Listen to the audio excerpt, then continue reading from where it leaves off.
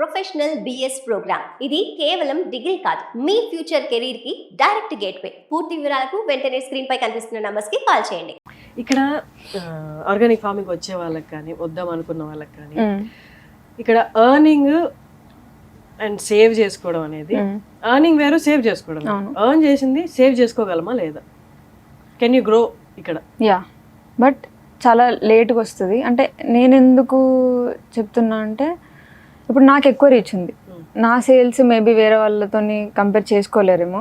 So నా sales different కాబట్టి ఉంది, బట్ ఎక్కువ ఏం లేదు. ఇట్లా మేజర్ ప్రాఫిట్స్ ఇప్పుడు 10 lakhs టర్న్ ఓవర్ అయిపోతే 5 lakhs మిగిలిపోవడం అట్లా ఏం లేదు.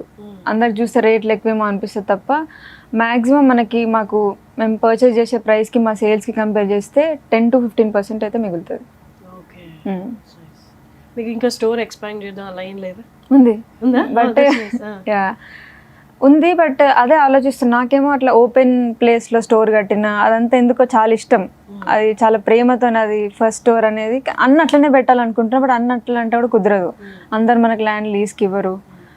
బట్ పెడతా ఒక నెక్స్ట్ ఇయర్ లోపు ఒక 2 stores అన్న అనుకుంటున్నా. కొన్ని రోజులు ఒక పార్ట్నర్తో కలిసి బ్యాలెన్స్ చేశారు మొత్తం వర్క్. సడన్ గా పార్ట్నర్ లేరు, ఆ వెళ్తే తెలిసిందా? తెలియదు. యూ క్యారీడ్ అవుట్ వర్క్ తో క్యారీ.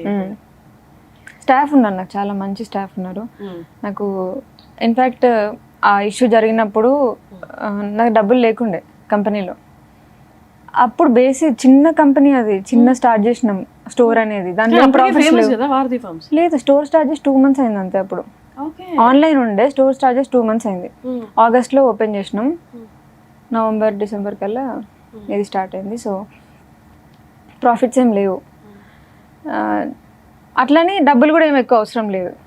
సో శాలరీస్ ఇవ్వలేకపోయినా అదొకటి చెప్పిన వాళ్ళకి, ఇట్లా ఏమో నాకు ఏమవుతుందో అర్థమవుతలేదు. బట్ అప్పుడు 6-7 members ఉంటారు. ఇవ్వలేనేమో అంటే, లేదక్క మీరు ఫస్ట్ మీరు స్ట్రాంగ్ అవ్వండి, మీరు మంచిగా అవ్వండి, మీ మీద మీరు వర్క్ చేయండి, మేము 1-2 months అయినా పని చేస్తాము, జస్ట్ బేసిక్ కొంచెం ఇవ్వండి జాలి ఖర్చులకి అని అన్నారు. సో అప్పటి నుంచి నేను ఇంకా స్ట్రాంగ్ అయ్యి ఇంకా మంచిగా వర్క్ చేయాలి. లేదు ఇట్లా ఇప్పుడు అట్లా కుమిలిపోయి ఉంటుంటే దాంట్లోకే వెళ్ళిపోతాం ఇంకా లోపలికి. So I came out. What is your opinion on marriage now?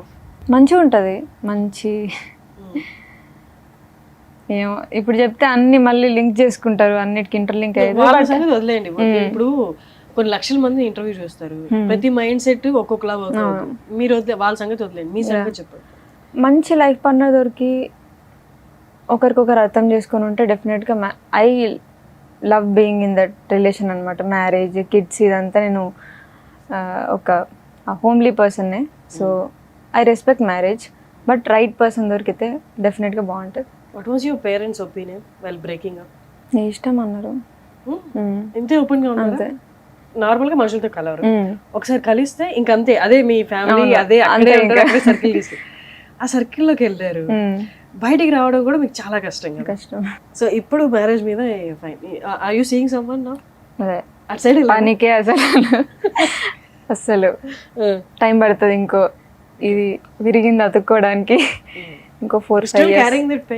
Pain కాదు, బట్ అది అదే ఆ ఇన్నోసెన్స్, ఆ చైల్డిష్నెస్ పోయి ఏదో మెచ్యూర్డ్గా ఒక ఆంటీ ఫీల్స్ వస్తుంది. అది పోయినప్పుడు చేసుకుంటాం మళ్ళీ. అదే కదా, ఎవరు మనని ఇంకా చూడరు. అంటే మెసేజెస్ వస్తూ ఉంటాయి, విల్ యూ మ్యారీ మీ అది ఇదని, బట్ డైరెక్ట్ ఎవరు ప్రపోజ్. ఇంట్లో వాళ్ళు ఏమంటున్నారు?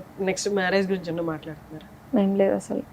నేనైతే ఫస్ట్ నా ఫోకస్ వారధి పైనే ఉంది. దీన్ని ఇంకా డెవలప్ చేయాలి, మెల్లమెల్ల దీనిపైన ఫోకస్ చేయాలి అని. నేను ఇది లాంగ్ టర్మ్ గోల్ లాగా చూస్తున్నా. నా 60 years వచ్చినా 70 years వచ్చినా నాకు వారధి ఒకటే. ఇంకా దీంట్లోనే నేను మెల్లగా గ్రో అవుతా, దీంట్లోనే ఎక్స్పీరియన్స్ తెచ్చుకుంటా అని. సో నేను నెక్స్ట్ అడగబోయే క్వశ్చన్, మీకు కంఫర్ట్ లేకపోతే you can say no, but బయట జరుగుతుంది నేను అడుగుతాను. నేను కూడా కొంచెం డిస్కంఫర్ట్తోనే అడుగుతున్నాను. ది పర్సన్ వంశీ ఎవరైతే ఉన్నారో, మీ తర్వాత ఒక అమ్మాయితో ఇంటర్వ్యూస్, రీల్స్ అంటారా, రీల్స్ షార్ట్స్ చేశారు. ఇప్పుడు అమ్మాయి వెళ్ళిపోయింది, ఇంకొక అమ్మాయి ఎవరో వచ్చారు.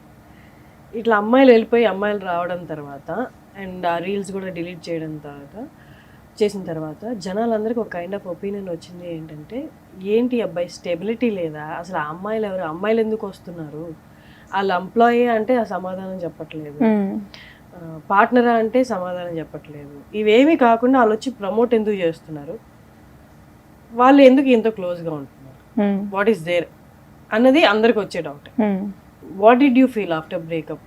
ఇమీడియట్గా 1 monthలో ఇంకొక అమ్మాయి రావడం, ఇన్ని రీల్స్ చేయడం, తర్వాత అమ్మాయి వెళ్ళిపోయిన తర్వాత ఒక 4-5 daysలో ఇంకొక అమ్మాయి వచ్చింది, మీకు ఏమనిపించింది? ఏం అనిపించలే యాక్చువల్లీ. నేనేం అలా జరుగుతుందని ఎక్స్పెక్ట్ చేశారా? మీరు వెళ్ళిపోయిన తర్వాత ఇమీడియట్గా ఇంకొకళ్ళు వస్తారు అని ఎక్స్పెక్ట్ కూడా చేయలేదు, బట్ పట్టించుకోవట్లేదు కూడా నేను అసలు. మీరు క్యారీ చేసినంత ఫీల్ తను క్యారీ అయ్యి ఉంటుంది అనుకుంటున్నారా? బ్రేక్ అయిన తర్వాత maybe he take some time to get in to another relationship అని ఏమైనా అనిపించిందా? అసలు ఆ చాప్టరే క్లోజ్ చేసేసాను నేను. ఇంకా నేను తను ఒక క్వశ్చన్ అడిగాను నా ఇంటర్వ్యూలో, ఎంత కాదన్నా అమ్మాయిని ప్రేమించారు, మీరే అమ్మాయిని ఒప్పించారు, పెళ్లి చేసుకున్నారు, ఆ పెయిన్ అయితే ఉంటుంది కదా, విడిపోయిన తర్వాత ప్రేమించారు, 2 రోజులు కలిసి ఉన్నారు, ఆ మెమరీస్ అవన్నీ ఇట్లా చిటికేసినట్టు పోవు కదా, ఆ పెయిన్ మీరు క్యారీ చేయట్లేదా అని అడిగాను. సేమ్ క్వశ్చన్ మిమ్మల్ని అడుగుతుంది. ఆ మెమరీస్ అనేవి పెయిన్ఫుల్గా లేవా? అంటే ఉంటాయి డెఫినెట్గా బ్రేకప్ అయినప్పుడు, బట్ నాకు వేరే చాలా ఆప్షన్స్ ఉన్నాయి, వర్క్ ఇదంతా దాన్ని డీవియేట్ అవ్వడానికి, తుడిపేయడానికి. అయిన వాళ్ళు యా